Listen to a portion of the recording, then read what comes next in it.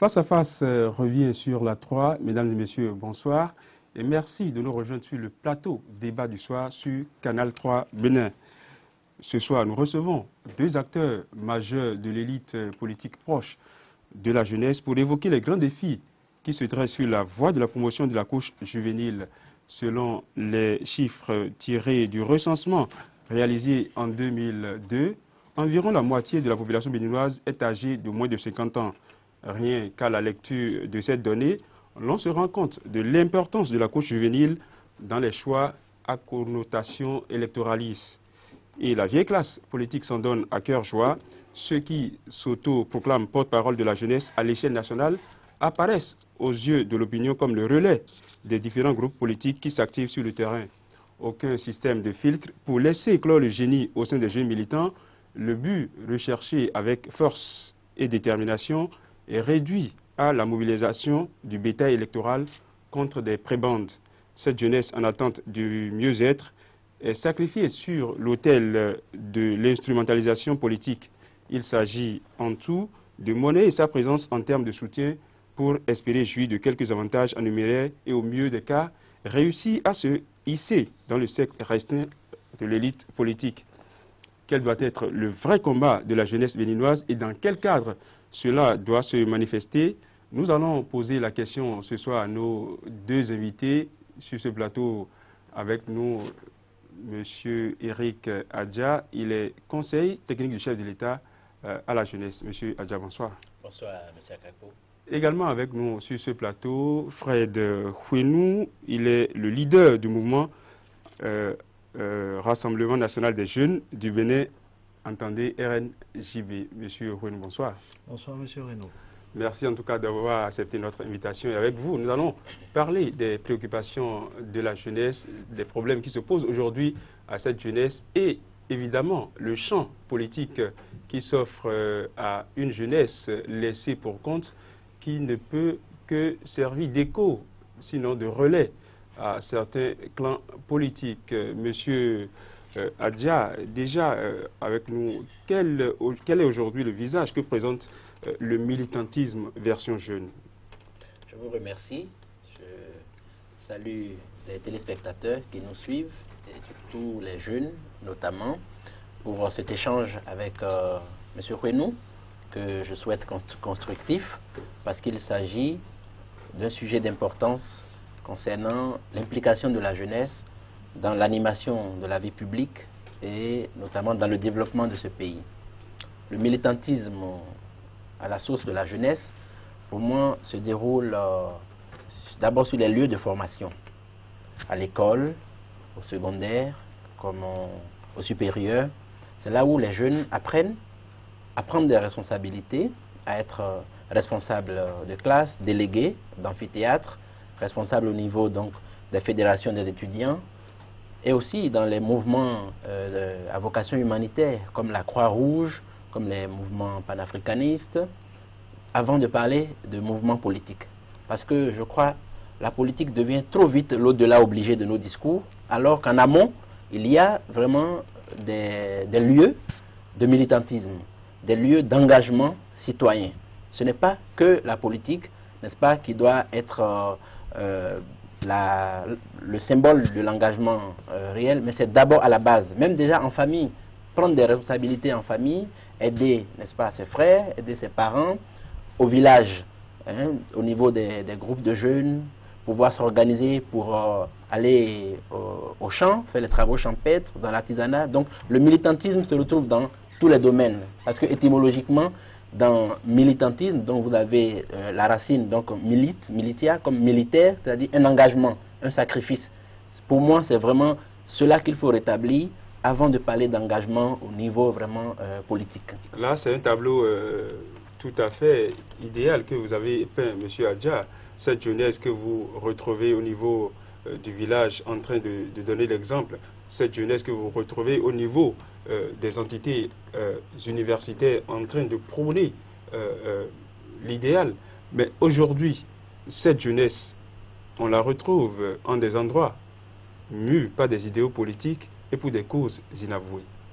Oui, je pense que la politique, comme je viens de le dire, est trop souvent ou trop vite l'au-delà obligé de nos discours et pratiques. Alors qu'en amont, il n'y a pas que la politique. Il ne devrait pas y avoir que la politique. Et je le dis et je le répète, il y a beaucoup de jeunes béninois engagés dans des ONG, dans des organisations de microcrédit, qui aident les femmes à la base, qui font un grand travail qui n'est pas assez valorisé, qui n'est pas assez connu. La jeunesse béninoise, n'est-ce pas, ne se résume pas que à l'engagement auprès des partis politiques. Il n'y a pas que la politique dans le pays. Il y a aussi vraiment tout un engagement social, tout un engagement économique, tout un engagement militant qui constitue le socle, n'est-ce pas, avant effectivement de parler d'engagement politique qui effectivement sollicite aussi les jeunes, surtout en période électorale, mais en dehors des élections. Qu'est-ce qu'on constate? C'est qu'il n'y a pas de véritable animation, n'est-ce pas, dans les partis, au niveau des jeunes. Et c'est là où on voit que les jeunes reviennent à, n'est-ce pas, leurs activités de base qui les mobilisaient avant les joutes électorales. Tout à fait. Monsieur Kouenou, la conviction, est-ce que cette conviction-là croit fermement qu'on défend une cause? Est-ce qu'aujourd'hui, on l'a au niveau des jeunes dans ces instances décisionnelles? Si, je crois. Je crois qu'il y a de la conviction aujourd'hui dans le combat que mène la jeunesse. Le combat, en l'occurrence, pour le militantisme et le développement de la jeunesse. Je crois que le conseil technique a une bonne appréhension du militantisme au niveau de la jeunesse. Mais il y a un problème. Le débat du militantisme devient politique parce que pendant longtemps, la jeunesse n'a pas eu de réponse précise et lisible à sa quête de sens. Alors, je crois qu'il y a beaucoup de problèmes qui sont posés dans le temps et dans l'espace. Et ces problèmes ne sont pas seulement d'ordre politique. Mais ces problèmes relèvent surtout de la compétence politique. Quand je prends par exemple les problèmes liés à l'éducation, les problèmes liés à la formation, les problèmes liés à la santé de la jeunesse, les problèmes liés à la recherche de l'emploi, du travail, et bien voilà, c'est autant de préoccupations qui relèvent de la politique. D'où l'engagement citoyen des jeunes dans la politique. Aujourd'hui, je pense que la conviction vient au fur et à mesure que l'on commence à s'engager. Parce que, voilà, vous êtes là, privé de beaucoup de choses. Alors, vous n'avez pas d'autre choix que de vous engager, de vous battre pour porter haut vos idées, de vous battre pour porter haut votre connaissance et votre appréciation de ce qui se fait. Donc, je crois qu'aujourd'hui, il y a un problème fondamental. Il y a un problème fondamental. Notre jeunesse n'a pas les atouts nécessaires pour s'engager réellement. Il y a des limites. Et ces limites, qui sont ceux qui détiennent ces limites? C'est les politiques. Ce sont les politiques qui détiennent ces limites. D'où la nécessité aujourd'hui que les jeunes s'engagent beaucoup plus dans la politique. Parce que, écoutez, des gens veulent bien s'engager, peut-être choisir un domaine de lutte, lutter peut-être dans le domaine, par exemple, du VIH-Sida, lutter peut-être contre les maladies, lutter peut-être contre le cancer et autres. Mais il faut des mesures d'accompagnement, il faut des interlocuteurs, il faut pouvoir dialoguer avec des gens, il faut pouvoir discuter avec d'autres personnes. Aujourd'hui, la fuite en avant de l'élite, de nos aînés, de la classe politique, des cadres, des responsables à divers niveaux, fait que les jeunes aujourd'hui sont obligés de s'adonner au militantisme politique. Voilà le débat. Le vrai débat, il est là. Et la question essentielle est que cette jeunesse-là est une représentation des hommes qui constituent des symboles. Une jeunesse représentée par des hommes qui portent des valeurs. Est-ce qu'aujourd'hui, à l'allure où nous allons avec ces groupes de jeunes qui se forment au quotidien, cette floraison de mouvements de jeunes que nous constatons, est-ce que ces groupes-là, justement, sont dirigés par des hommes qui portent des valeurs? Oui, la question est profonde dans la mesure où il y a, en fait, entre la génération d'après l'indépendance et la génération actuelle, il y a ce qu'on peut appeler donc un hiatus, parce que cette génération était portée par la lutte pour l'indépendance. Donc il y avait un enjeu éminemment capital qui a mobilisé depuis la période de la FEANF, la Fédération des étudiants d'Afrique noire francophone en France, l'UGED et tous ces mouvements qui ont capitalisé, n'est-ce pas, les mouvements des jeunes de cette époque. Et après, donc, il y a eu la période de lutte contre la révolution, qui a aussi mobilisé un certain nombre de jeunes. Et on a senti qu'après la conférence nationale, après la conférence des forces vives de la nation, là, il y a eu une recherche de nouveaux enjeux. Et c'est là, à mon avis, qu'on n'a pas réussi à mobiliser les jeunes autour, n'est-ce pas, de ces enjeux-là. Et c'est là où la politique, tous azimuts, n'est-ce pas, s'est offerte comme activité, comme champ d'action, n'est-ce pas, de l'engagement des jeunes. Mais je crois qu'il y a quand même d'autres éléments, notamment les batailles qui ont eu lieu contre la révision de la Constitution, les batailles qui ont eu lieu et qui ont lieu encore au niveau des universités pour l'amélioration des conditions de vie et d'études. Il y a donc un certain nombre de batailles qui se mènent et les leaders sont à l'image en fait des groupes qui les génèrent. Vous voyez, aujourd'hui, il y a nécessité effectivement de redéfinir le militantisme et d'avoir une base éthique, d'avoir vraiment une sorte de valeur morale. Et ces valeurs ne descendent pas ex nihilo. Il faut quelque part travailler avec des modèles, avec des exemples. Et c'est là où, comme le disait M. Konou, nos aînés devraient pouvoir nous aider. Il y a un double mouvement à faire. D'un côté, des jeunes vers les aînés et des aînés vers les jeunes. Mais on doit avouer, on doit reconnaître qu'il y a un problème vraiment de communication entre générations. Il y a vraiment parfois, on sent une méfiance entre les générations. Beaucoup de jeunes viennent me voir au bureau ou même à l'université où j'enseigne, qui me disent, écoutez, nous avons de la peine à nous confier aux aînés parce qu'ils voient en nous de potentiels concurrents. Certains n'ont pas confiance en eux-mêmes et quand on s'approche d'eux, ils ne nous aident pas à évoluer et à avancer. Voilà un des grands problèmes de la jeunesse aujourd'hui, c'est de ne pas avoir en face parfois des aînés qui les acceptent, qui soient pour eux comme des guides et qui puissent les porter. Un des autres problèmes, c'est que beaucoup de jeunes ne bénéficient pas du soutien de leurs parents. Combien de jeunes ont la chance de pouvoir s'entretenir avec leur père à la maison? C'est un des vrais problèmes dans notre pays dont se plaignent beaucoup de jeunes, la démission de leurs parents. Ils constatent soit que les parents démissionnent parce qu'ils sont dépassés, ou soit parce qu'ils ne prennent pas du temps avec eux. C'est une chance pour un jeune de bénéficier de la présence de son père, des conseils paternels, parce que le père est celui qui donne les repères, un peu pour faire le jeu de mots. Et c'est important, si on veut avoir des leaders à la hauteur de la tâche, il faudrait effectivement qu'il y ait des repères, qu'il y ait de l'échange, qu'il y ait de la communication, et qu'il y ait surtout des valeurs éthiques et morales autour desquelles on travaille. Tout à fait. Je le disais tantôt, il n'y a aucun système de filtre. Je pense que pour être un leader de la jeunesse, il faut le mériter. Il faut s'illustrer à travers un événement ou un fait majeur. Mais aujourd'hui, ceux-là qui dirigent des groupes de jeunes, on a du mal à sentir leur pertinence. M. Renaud.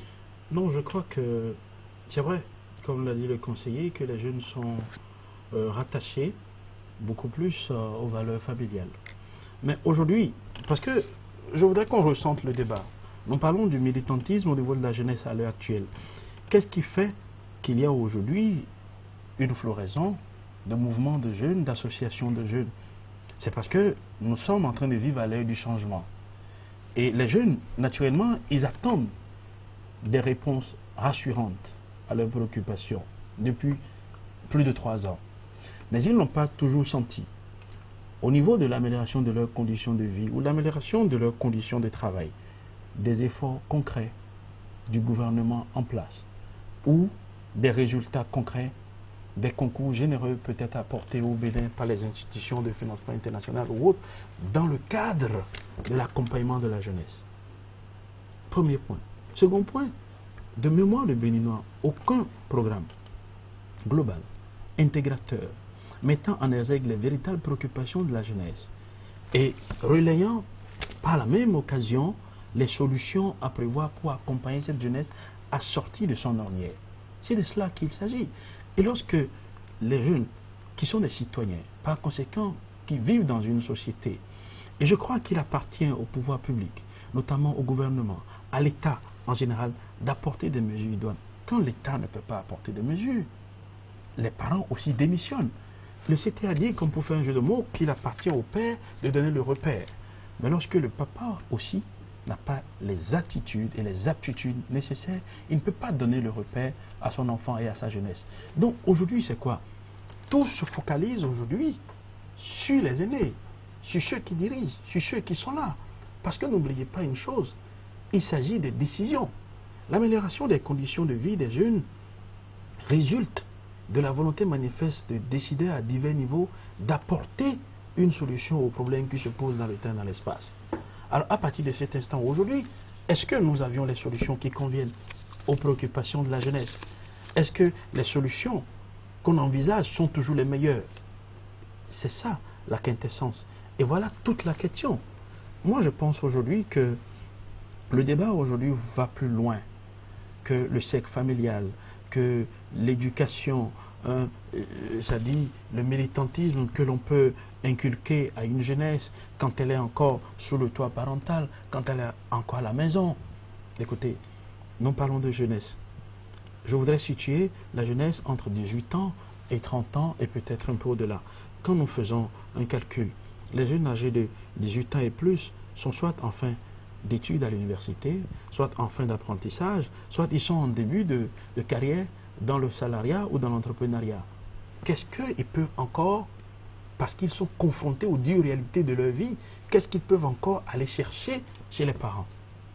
Moi, je pense qu'aujourd'hui, le militantisme de la jeunesse, les problèmes liés à ce combat de la jeunesse ont des causes qui ne se retrouvent pas dans les familles, mais qui se retrouvent à l'alternative que la société propose. Les véritables problèmes aujourd'hui, comme je l'ai cité tout à l'heure, c'est l'emploi, c'est la santé, c'est le développement. Les jeunes veulent s'engager. La jeunesse béninoise n'est pas paresseuse. Il y a des jeunes qui ne veulent que de l'aide, qui veulent simplement qu'on leur ouvre les portes. Mais nous parlons de militantisme politique. Ça veut dire que le débat est devenu politique.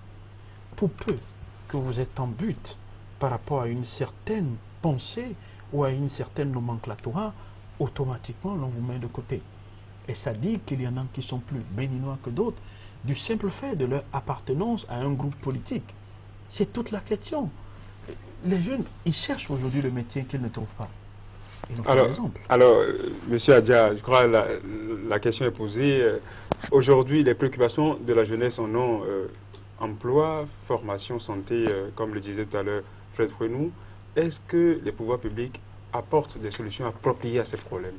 Oui, je pense que à la lecture du programme de gouvernement du président Yahibouni, à la lecture du projet de société Agenda pour un Bénin émergent, déjà, moi j'ai été touché par l'attention qui a été accordée à la jeunesse, la place centrale des actions du gouvernement en faveur de la jeunesse. Parce qu'il faut voir d'où on est parti. Et il faut voir avec quelle ambition on est arrivé et les moyens qu'on a mis à disposition. Déjà, ce que vous savez, que c'est la réorganisation des finances publiques qui ont permis de dégager des ressources pour les jeunes, notamment les différents fonds qui sont mis en place pour le financement des jeunes.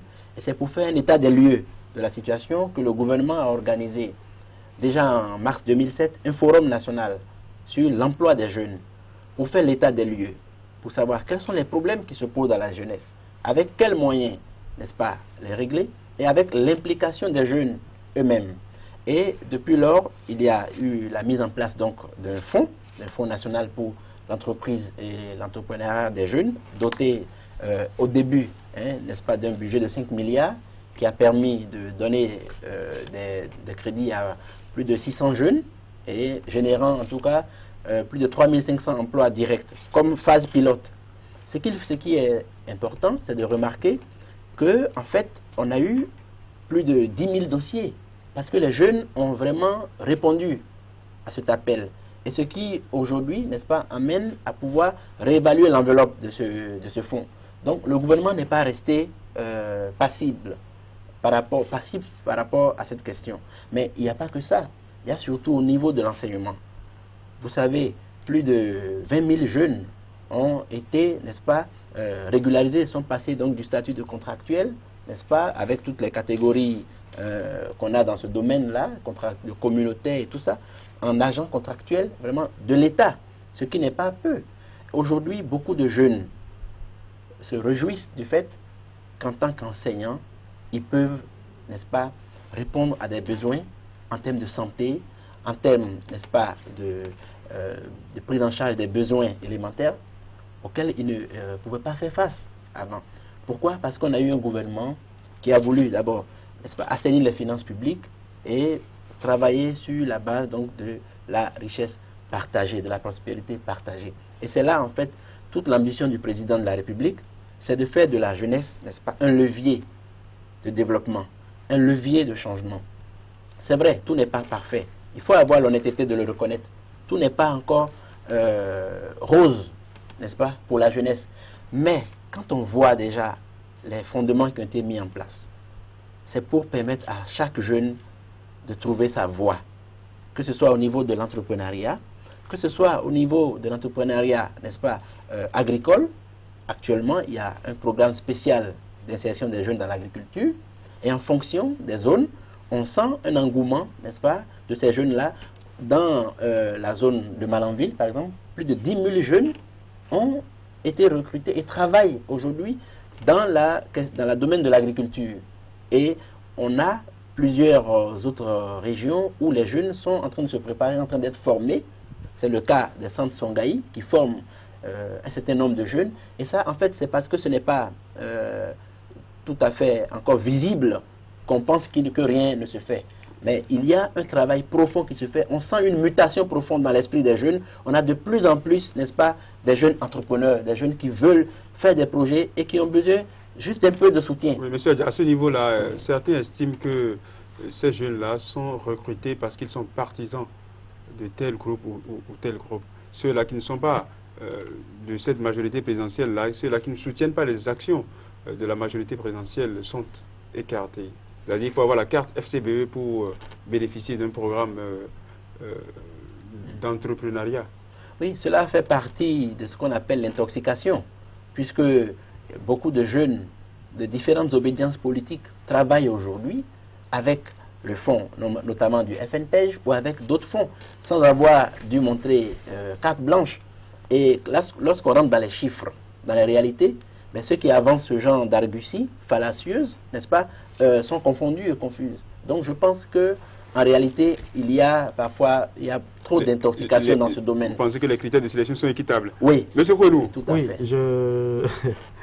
Le conseiller a dit qu'il y a des mesures qui sont prises aujourd'hui pour accompagner la jeunesse. Surtout, il a dit, voyant d'où nous sommes partis. Je veux savoir d'où est-ce que nous sommes partis. Mais nous sommes partis de quelque part où des choses ont été engagées. Tenez, en 2007, on en parlait du Forum national de la jeunesse pour l'emploi. Ce forum, jusqu'à aujourd'hui, les résolutions qui ont été prises à ce forum n'ont pas encore été tout à fait appliquées. L'organisation de ce forum s'est faite comment? Quels sont les jeunes qui étaient invités à ce forum?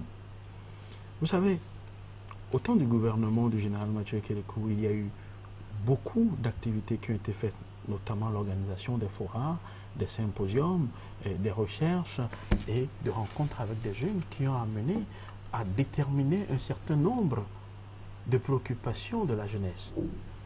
Quand le régime du changement est arrivé, je crois qu'à un moment donné, on a balayé de revers de main tous ces travaux qui ont été entrepris. On a dit aujourd'hui qu'il y a un fonds qui a été mis à disposition au niveau du FNPEJ. Qui sont ceux qui en bénéficient? Je tiens à rappeler au conseiller technique, c'est vrai, il est dans un rôle c'est-à-dire de l'assistant du président, donc il est dans un rôle purement professionnel. La carte FCBE, elle n'est pas blanche, elle est verte. C'est pour dire que quoi? Aujourd'hui, des jeunes écrivent leurs projets. Ils vont déposer au FNPEJ. On ne les appelle jamais. Ces projets, à la fin, ils retrouvent ces projets qui sont en train d'être expérimentés par d'autres personnes qui sont des gens du FCBE. Je crois que ça, ce n'est plus à démontrer. Peut-être que le conseiller technique n'a pas assez à toutes ces informations du fait peut-être de sa dimension pluridisciplinaire. Mais c'est un fait aujourd'hui. Pourquoi aujourd'hui nous notons, et nous l'avons dit plus haut, un foisonnement, certes louable, des mouvements de jeunes? C'est parce qu'ils ont compris que pour aujourd'hui avoir quelque chose, il faut pouvoir être de la déferlante verte. Il faut pouvoir être du changement. Quand vous mettez en but par rapport à ce qu'on peut appeler aujourd'hui le yaïsme, eh bien vous n'avez rien. Je crois que c'est des faits. Et ces faits se sont avérés.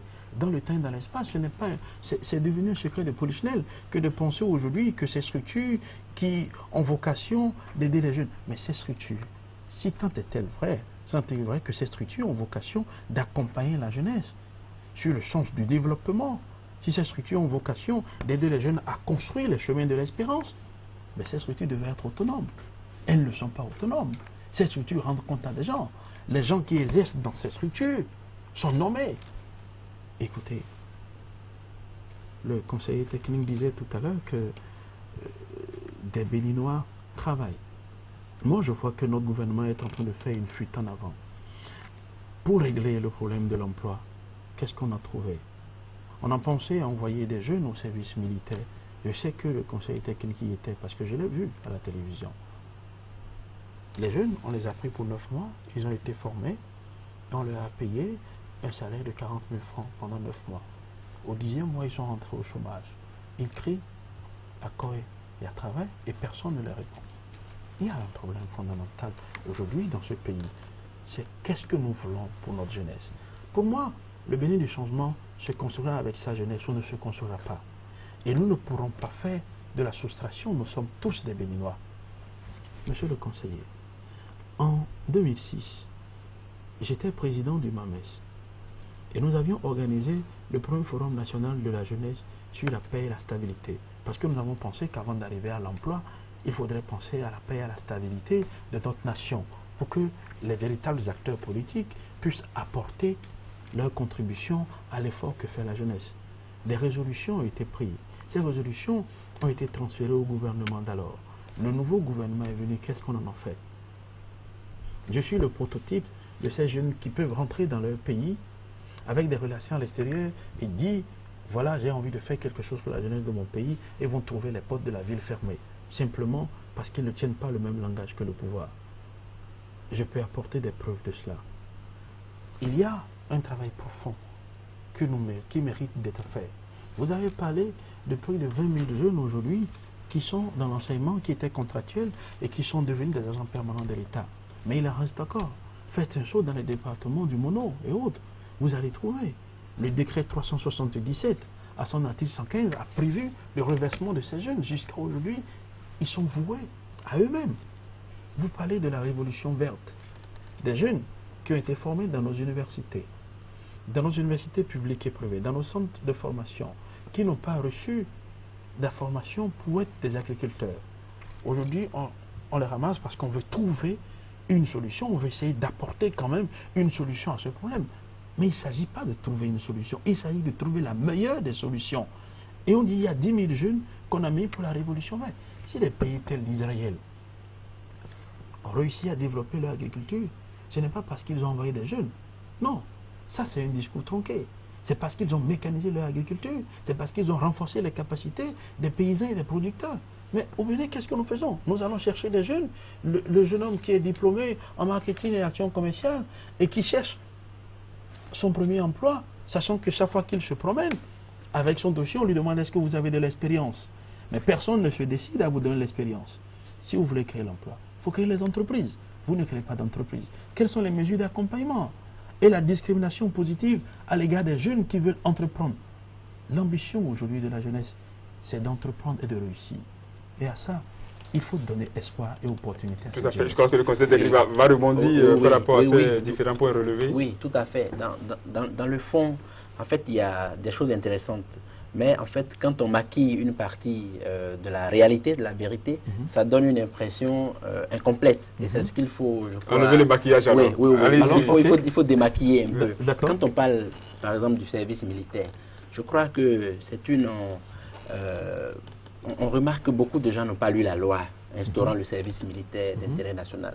L'objectif, ce n'est pas de créer des emplois à la base. Le service militaire d'intérêt national est d'abord un service civique prévu dans la Constitution.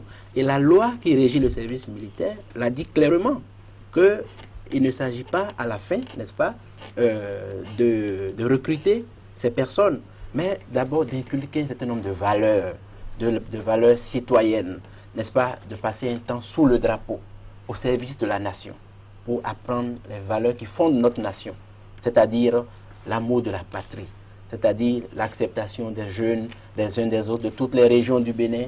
Ce sont ces fondements-là qui ont inspiré le gouvernement à mettre en place, n'est-ce pas, le service militaire. C'est le tout premier projet de loi, en fait, du gouvernement. Et pour y avoir participé, je pense que c'est un des meilleurs programmes pour les jeunes, n'est-ce pas? Et on a voulu manipuler ce programme, cette si belle chose. On a voulu la manipuler pour dire qu'on a promis aux jeunes de les employer après. Ce qui est une totale absurdité, une ignorance de la loi. Vous voyez? Et à ces jeunes, en fait, c'est pour les accompagner qu'il y a eu, n'est-ce pas, un certain nombre un pécule à la fin donc, du mois pendant leur formation. Et c'est dans la bonne volonté du président de la République de dire, bon, ils ont fait ce service à la nation, n'est-ce pas? On ne va pas les laisser. Voilà des mesures d'accompagnement pour, n'est-ce pas, leur donner de l'espoir. C'est-à-dire de pouvoir, au niveau de l'enseignement, voir comment on peut faire ce que vous appelez justement une certaine préférence à la jeunesse, voir comment on peut les recruter par exemple dans la gendarmerie, dans la police avec des quotas. Voilà ce qu'on appelle une préférence pour la jeunesse, un arbitrage favorable en faveur, une discrimination positive. Donc c'est le cas. Et en réalité, beaucoup de jeunes responsables de ceux qui ont fait le service militaire sont venus nous dire, on leur a dit, écoutez, dites ceci, dites cela, criez ceci, cela, pour embêter, n'est-ce pas, le gouvernement. Les jeunes sont venus le dire. Donc, quelque part, c'est ça un des problèmes au Bénin ici. Quand il y a une bonne idée, un bon projet, il faut l'accompagner. Il faut aider à réussir, mais ne pas manipuler et casser, détruire. Parce qu'en fait, de quelle nation s'agit-il? C'est de la nôtre, qui est notre nation à nous tous. Vous voyez? Donc, de dépeindre les choses tout en noir, comme si, en fait, rien n'était fait, ou comme si l'objectif n'était pas, quelque part, pour les jeunes, c'est là un certain raisonnement, une certaine façon de raisonner, auquel maintenant nous sommes habitués, auquel on nous habitue de plus en plus, n'est-ce pas, de tout peindre en noir. Alors qu'il y a un travail phénoménal qui se fait. Lorsque vous parlez, par exemple, des entreprises, mais il n'y a pas que le FNPEJ, il n'y a pas que l'enseignement, il n'y a pas que le programme spécial d'insertion des jeunes dans l'agriculture. Il y a, n'est-ce pas, la CCIB qui fait un grand travail de formation des jeunes. Il y a le patronat. Il y a en fait l'environnement. C'est ça le gouvernement. Le gouvernement ne crée pas en réalité des entreprises. Le gouvernement a pour but de créer l'environnement favorable. Et c'est cela qu'il faut retenir. Et je crois que c'est ce que beaucoup de Béninois n'ont pas compris. C'est de créer l'environnement propice à l'initiative.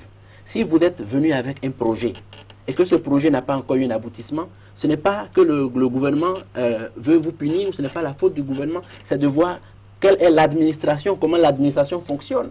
Souvent, on confond tout. On a un vrai problème au niveau de l'administration aujourd'hui. Et c'est d'ailleurs pourquoi un des piliers, un des axes stratégiques du développement, c'est de reconstruire une administration au service du développement. Notre administration, n'est-ce pas, aujourd'hui, a de graves problèmes de fonctionnement. Et on confond tout. Il suffit qu'un dossier n'aboutisse pas, c'est le président de la République. Il suffit qu'un dossier n'aboutisse pas, on crie aux gémonies, on se croit, on se dit persécuté. Ce sens, n'est-ce pas, de la persécution, je crois qu'on devrait pouvoir y mettre un bémol.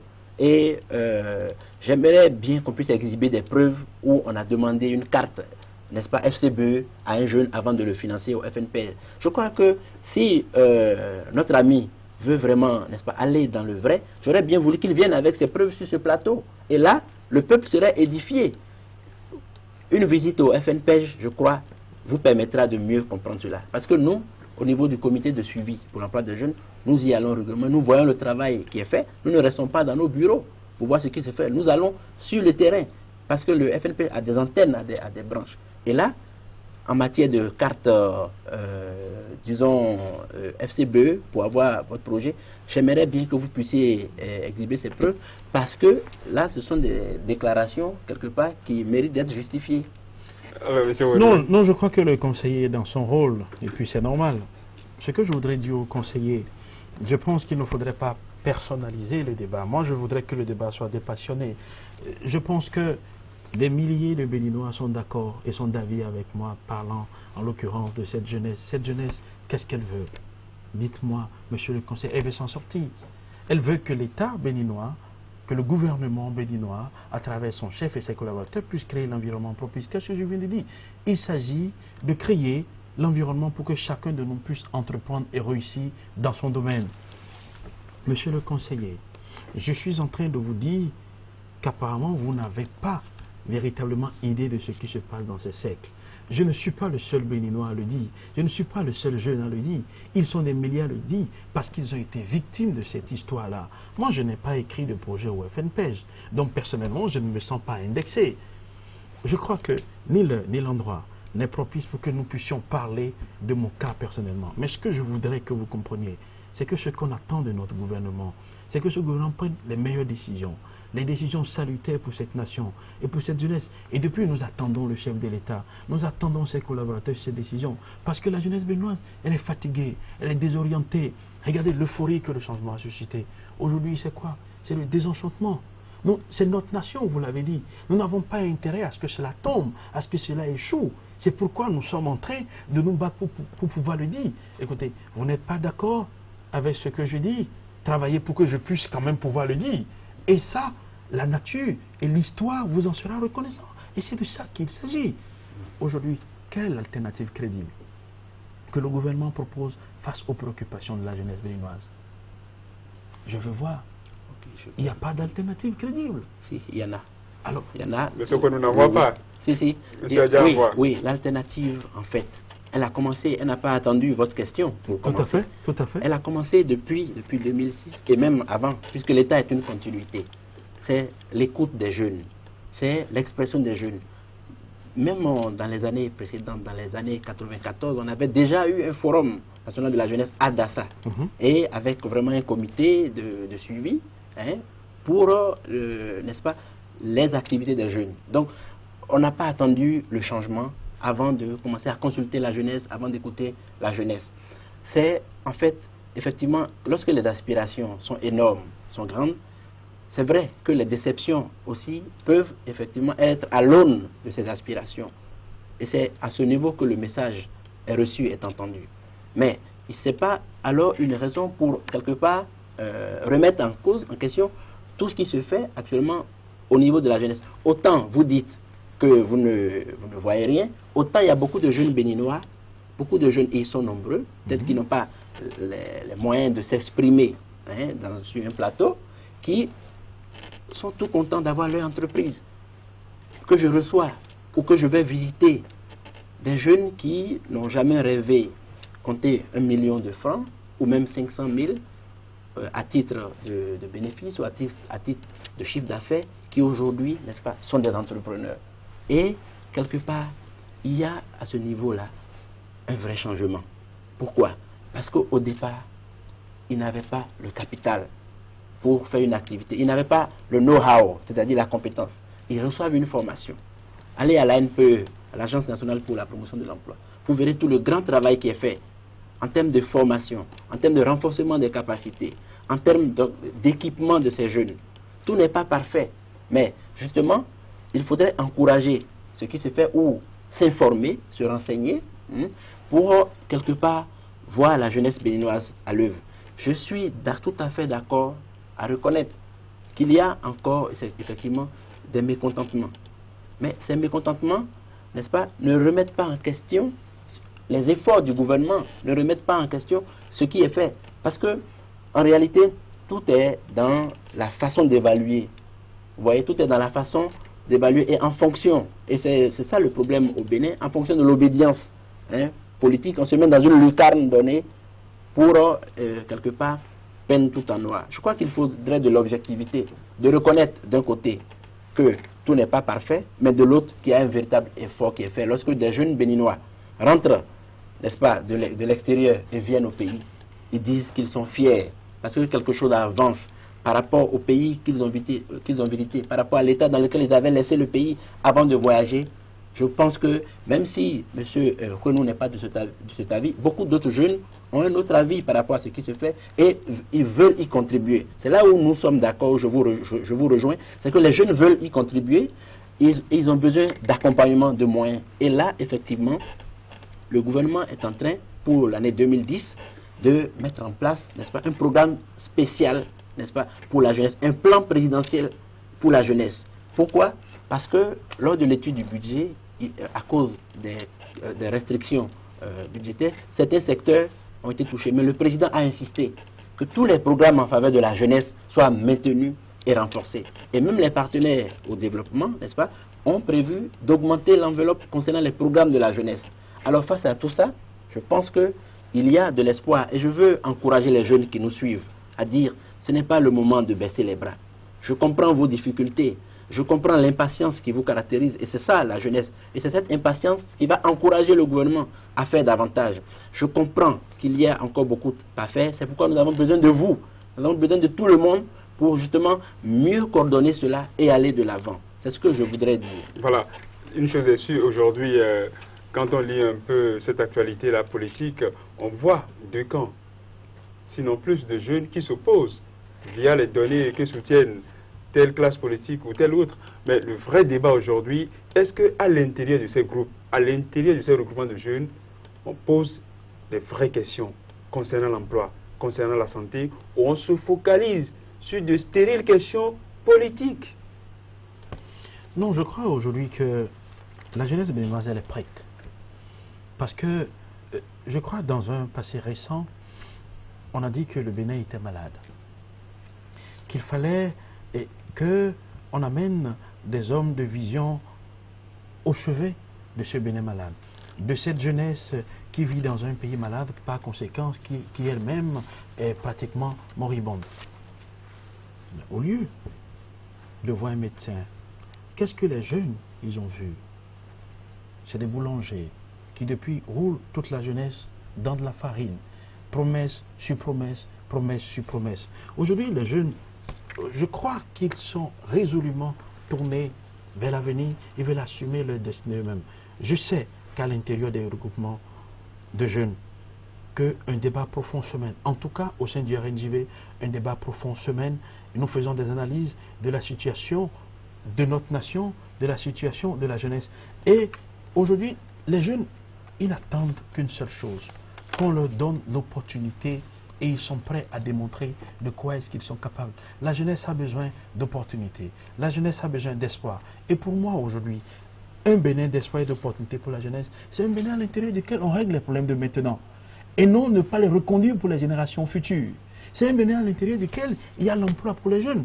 Le conseil technique a mis en exergue aujourd'hui toutes les réalisations du gouvernement. Je ne suis pas contre ces projets. Je suis contre la manière dont ces projets sont dirigés. Nous sommes en démocratie. Et tant que les efforts concrets du gouvernement ne profitent pas à la majorité, c'est que rien n'est fait. Comment est-ce que, on en parlait, le conseiller a évoqué le chiffre de 600 jeunes. Mais 600 jeunes sur près de 4 millions de jeunes. Je crois que c'est insignifiant. Et si le conseiller pense que des efforts sont faits, il va falloir tripler, voire quadrupler, voire même quintupler ces efforts pour que la jeunesse aujourd'hui puisse avoir un métier auquel s'accrocher. Les jeunes, ils veulent quoi? Moi, je pense que la jeunesse béninoise se fout pas mal de savoir qui est au pouvoir ou comment est-ce que ça se passe. Les jeunes, ils veulent s'en sortir. Ils veulent qu'on leur donne le métier. Et c'est d'ailleurs pour ça qu'ils ont tant soutenu le changement. Je pense qu'il y a un problème fondamental pour les acteurs, les auteurs et les initiateurs du changement. Je crois qu'ils ont mal lu la situation en 2006. Ils ont lu leur victoire en 2006 comme une victoire politique électorale, ce qui est archi faux. Ça devait être lu comme une résolution véritable de la jeunesse qui appelle à une nouvelle moralité politique, qui soit prête à sévir, prête à récompenser et prête à s'engager. Aujourd'hui, je voudrais dire à tous ces jeunes-là, face à la confiscation que l'on fait aujourd'hui, du pouvoir de décision politique, de décision économique, du pouvoir social, du pouvoir de développement, la jeunesse doit prendre ses responsabilités.